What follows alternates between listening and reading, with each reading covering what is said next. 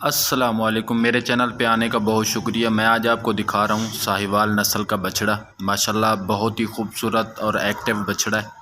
और ये तकरीबन 14 से 15 महीने इसकी एज है।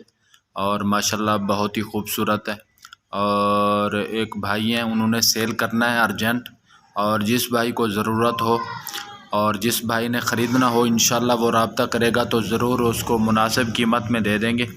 इंशाल्लाह बिल्कुल मुनासिब कीमत में और बिल्कुल गारंटी के साथ। कोई ऐब, कोई किसी किस्म का कोई धोखा, कोई फ़्रॉड कुछ भी नहीं होगा। मैं ये धोखे फ़्रॉड वाली बात बार बार इसलिए करता हूँ क्योंकि ऑनलाइन मार्केट के अंदर बहुत सारे जो है ना लोग घुस चुके हैं, फ़्रॉड करते हैं, इस तरह लोगों को धोखे देते हैं।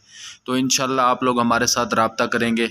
जब आपका रब्ता होगा, आपको चीज़ पहुंचा दी जाएगी तो इंशाल्लाह आप ख़ुद तारीफ़ करेंगे कि हाँ, हमने अच्छी जगह से चीज़ ख़रीदी है। बाकी माशाल्लाह बछड़ा आप देखें बिल्कुल प्योर क्वालिटी में है।